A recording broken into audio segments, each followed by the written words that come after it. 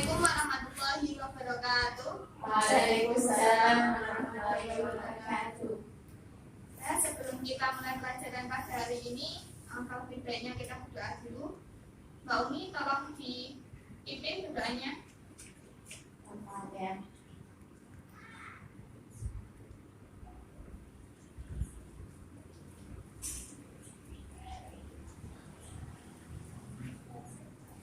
Gimana teman-teman kabarnya pagi hari ini? Alhamdulillah saya.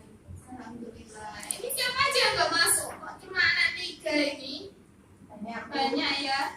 Siapkan dulu ya. Kita bernama Sari, Hadiro, Nabila Rahma, Niken Ayu. Tiduran Bu. Oh, ketiduran ya. Puji, ada nggak Puji? Jualan.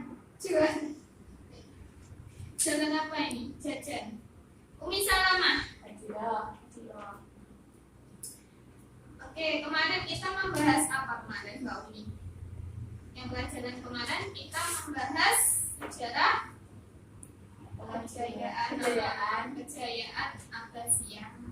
Mungkin ada yang ditanyakan masalah yang kemarin? Boten, nggak ada. Kalau gitu nggak ada, lanjut aja ya. Oke, lanjut aja. Ada yang tahu nggak kita membahas apa hari ini? Mbak Nabila, apa tadi? Sudah belajar belum ini? Oh, boten. Boten. Pembahasan kita pada pagi hari ini adalah konsep tentang kehidupan yang seimbang antara akhirat, dunia dan akhirat. Baca ya tadi malam. Belum. Supaya kalau begitu kita akan membahas bareng-bareng aja ya. Oke. Sebelum kita membahas, Ibu mau menyampaikan tujuan pembelajaran kita pada hari ini. Semoga nantinya dapat bermanfaat. Yang pertama, nantinya teman-teman bisa menjelaskan pengertian hidup seimbang. Yang kedua adalah siswa dapat menerjemahkan hadis tentang perilaku keseimbangan hidup di dunia dan di akhirat. Riwayat Ibnu As-Sakir dari Anas, riwayat Muslim dari Abu Hurairah, dan riwayat Al-Bukhari dari Zubair bin Awam. Yang ketiga adalah teman-teman nanti dapat menyimpulkan isi kandungan tersebut. Yang keempat adalah teman-teman dapat mengidentifikasi sikap hidup yang mencerminkan perilaku menyeimbangkan kehidupan antara di dunia dan di akhirat menurut hadis riwayat Ibnu As-Sakir, kemudian riwayat Muslim dan riwayat Al-Bukhari. Yang kelima adalah teman-teman dapat membaca hadis tentang keseimbangan hidup di dunia dan di akhirat. Yang keenam adalah teman-teman dapat menulis hadis tersebut. Yang ketujuh, teman-teman dapat menghafalkan hadis tersebut. Yang kedelapan adalah teman-teman dapat mendemonstrasikan perilaku yang mencerminkan hadis tersebut. Oke, sekarang kita langsung saja masuk pada materi kita pada pagi hari ini.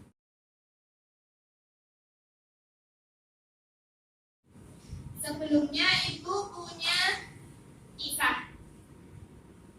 Sebelum masuk pada hari ini, nanti Ibu menceritakan suatu cerita dari sahabat Umar bin Khattab radhiyallahu anhu. Nanti teman-teman identifikasi kira-kira cerita itu mengandung apa sih, pelajaran apa yang dapat diambil dari cerita tersebut.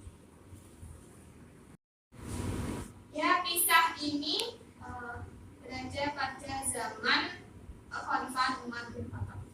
Pada suatu hari, sahabat Umar bin Khattab radhiyallahu anhu menjadi khalifah.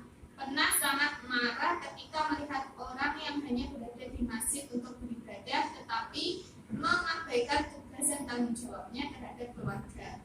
Ia rajin beribadah, tapi untuk kebutuhan sehari-hari ia bergantung pada saudaranya. Kemudian beliau berkata, "Kenapa kamu berdiam diri di masjid dan tidak bekerja untuk mencari rezeki dari Allah?"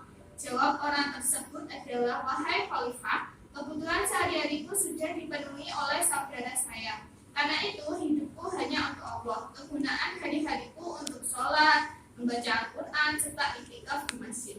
Mendengar jawaban tersebut, Khalifah berkata, kalau begitu, pahala saudaramu lebih besar dari pahalamu, sebab kamu tidak mungkin bisa menjalankan ibadah di masjid seperti ini tanpa ada bantuan dari saudaramu yang setiap hari bekerja untuk mencukupi kebutuhan dirinya dan keluarga.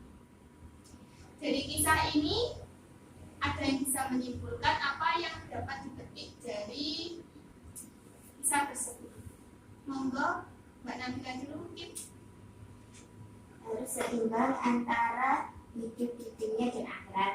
Harus seimbang. Kemudian, Baita. Hidup di dunia itu tidak boleh bergantung pada orang lain. Kita tidak boleh terlalu condong di akhirat, harus memikirkan dunia juga. Misalnya kita perlu memikirkan bagaimana kita mencari makan untuk bisa beribadah, untuk bisa hidup dan beribadah kepada Allah. Bagus sekali ya teman-teman. Analisisnya bagus sekali. Langsung saja kita masuk pada materi yang pertama. Di sini juga kehidupan hidup di dunia dan akhirat, sekali apa yang katakan teman-teman tadi, harus seimbang, tidak boleh berat antara salah satunya. Bagus sekali kalian beribadah, tapi jangan sampai ibadah itu juga melalaikan tugas kita sebagai manusia. Kita juga harus kita juga punya keluarga, harus mencukupi kebutuhan keluarga. Kita juga sebagai makhluk sosial juga harus baik pada sesama seperti itu. Jadi tidak hanya ibadah makhluk, namun juga wajib makhluk. Dan juga ibadah itu bukan hanya semata-mata sholat, baca Al-Quran, tapi seorang ayah atau seorang suami yang menafkahi keluarganya itu juga termasuk ibadah yang sangat besar. Kalau sehingga ketika mereka pun meninggal dalam keadaan bekerja untuk mencari nafkah karena Allah Subhanahu wa Ta'ala, itu akan meninggalnya syahid seperti itu ya teman-teman. Jadi dipahami sebenarnya ibadah itu sangat banyak sekali, bukan terpacu hanya kepada membaca Al-Quran, sholat, iktikaf seperti itu. Jadi kita bisa kegiatan sehari-hari bisa menjadi ibadah asalkan kita ketika melakukannya juga dengan ikhlas dan mencari ridho Allah Subhanahu wa Ta'ala.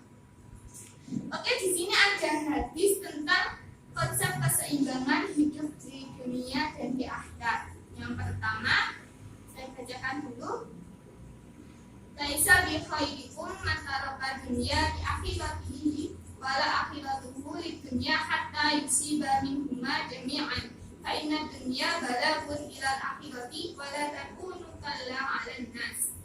Ini adalah hadis riwayat Ibnu Asakir dari Anas, yang artinya, bukanlah orang yang baik di antara kamu meninggalkan kepentingan dunia untuk mengejar akhirat atau meninggalkan akhirat untuk mengejar dunia sehingga dapat memadukan keduanya. Sesungguhnya kehidupan dunia mengantarkan kamu menuju kehidupan akhirat. Janganlah kamu menjadi beban orang lain. Nah, di sini kan sudah dijelaskan seperti kisah tadi kan ya. Kita tidak boleh hanya mengejar dunia, kita tidak boleh, begitu juga kita tidak boleh mengejar akhirat saja ya, karena kita harus bisa balance seperti yang dikatakan tadi Mbak Nabila. Kita juga harus seimbang dalam kehidupan ini, karena di dunia juga itu adalah sarana kita menuju kehidupan akhirat. Maka dari itu kita harus memaksimalkan diri, kita harus rajin sebagai pelajar, kita harus rajin belajar, sebagai pekerja kita harus rajin bekerja agar nanti kita dapat memenuhi atau kita menjadi ibadah dengan tenang sehingga itu memudahkan jalan kita menuju akhirat yang lebih baik seperti itu. Kemudian ada hadis yang kedua. Ayo coba teman-teman bacain. Al-mu'minu Al-mu'minu qawiyyu khayrun wa ahabbu ilallahi minal mu'minin da'iyun wa fi kulli khair. Ihris alama yang fa'u wasta'in billahi wa la ta'awaz. ada terjemahannya? Mungkin Mbak Umi bisa dibaca terjemahannya. Mukmin yang kuat lebih baik dan lebih dicintai oleh Allah daripada mukmin yang lemah. Sedangkan pada masing-masing ada kebaikannya. Bersemangatlah kamu untuk mencapai sesuatu yang bermanfaat bagimu. Mohonlah pertolongan kepada Allah dan janganlah kamu merasa tak berdaya. Istilah yang sulit dan Hurairah. Kira-kira ini teman-teman ada yang tahu nggak apa kandungan hadis tersebut?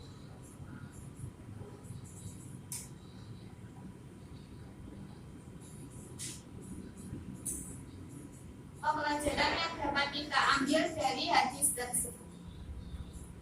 Yang pertama nih, dari ibu dulu ya. Yang pertama, orang mukmin itu harus kuat dan lebih baik.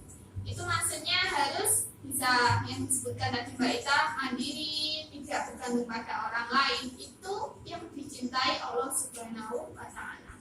Seperti itu. Mungkin ada teman-teman yang bisa menambahkan?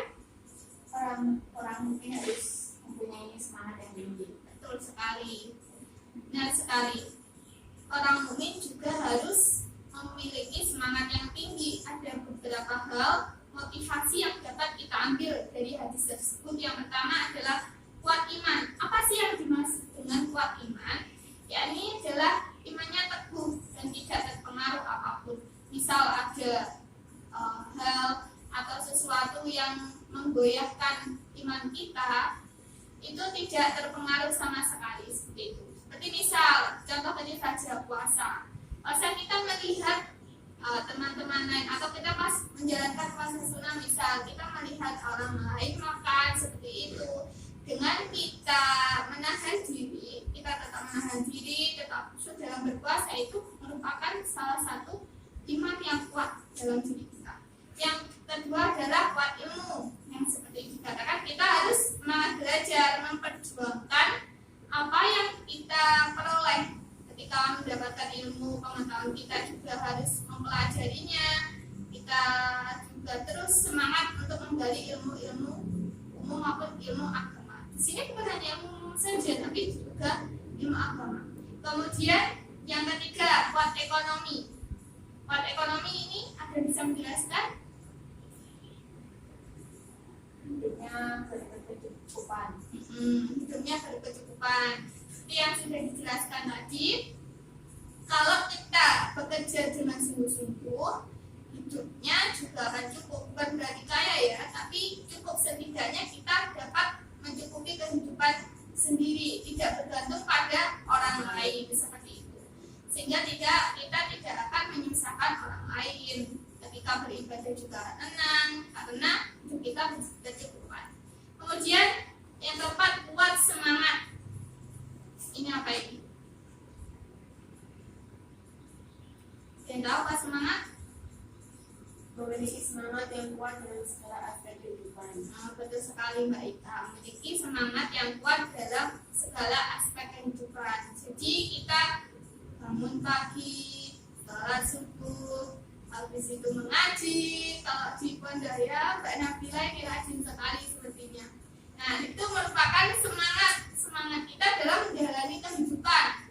Malamnya nugas Mbak Umi sampai malam, sampai jam 1 belum tidur, itu merupakan semangat ya. Tapi kalau bisa jangan begadang ya. Kemudian yang kelima, kuat fisik. Kuat fisik, apa maksudnya? Badan sehat dan tidak sakit-sakitan. Betul sekali, badan sehat dan tidak sakit-sakitan. Karena ketika kita badan kita sehat dan tidak sakit-sakitan, itu kita akan ibadah itu secara ya maksimal, seperti itu. Ketika badan kita sehat, itu kita juga ibadahnya maksimal, tenang, dan juga kita melakukan kehidupan sehari-hari, kegiatan kehidupan sehari-hari itu menjadi lebih maksimal dan semangat, seperti itu ya.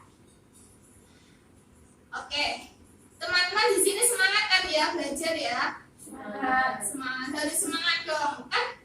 Hadisnya sudah dijelaskan bahwa kehidupan kita harus seimbang antara dunia dan akhirat. Dan salah satunya kita juga harus semangat sebelum belajar, kita harus semangat belajar dan juga semangat dalam beribadahnya ya.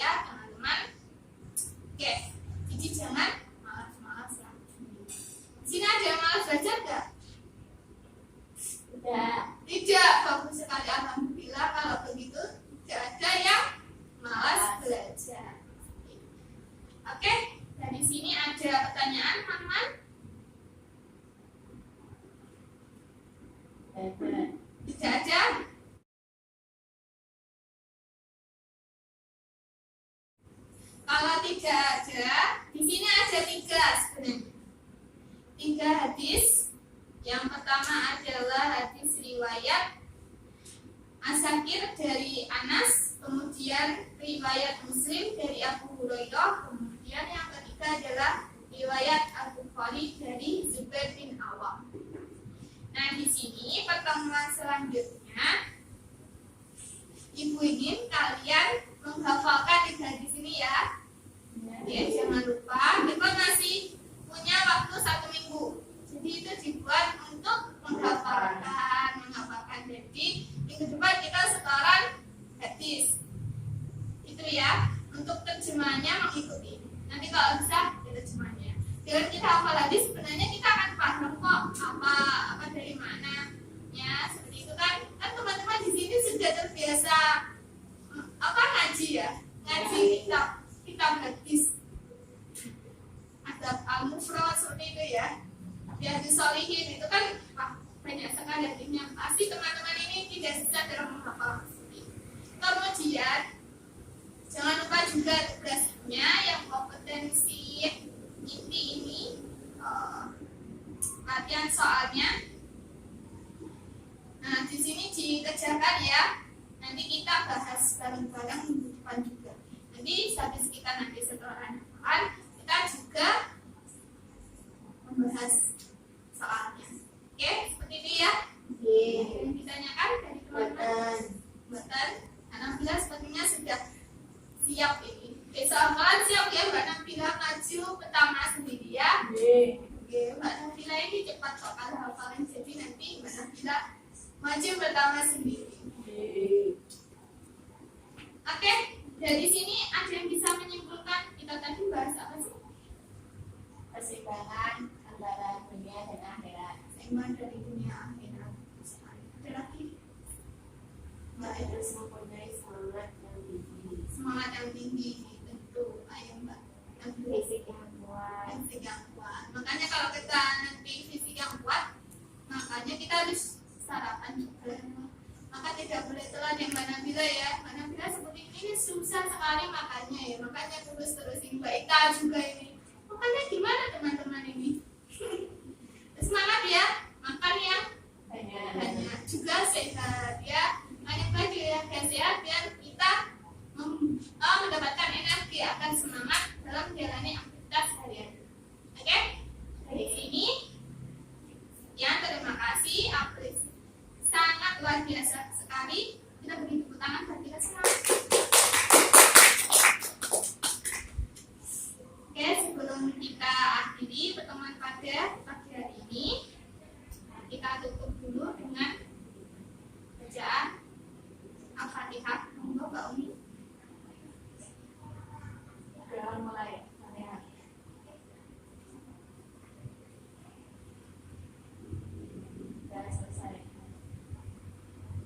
Ya, terima kasih atas waktunya teman-teman. Tetap semangat, Dek.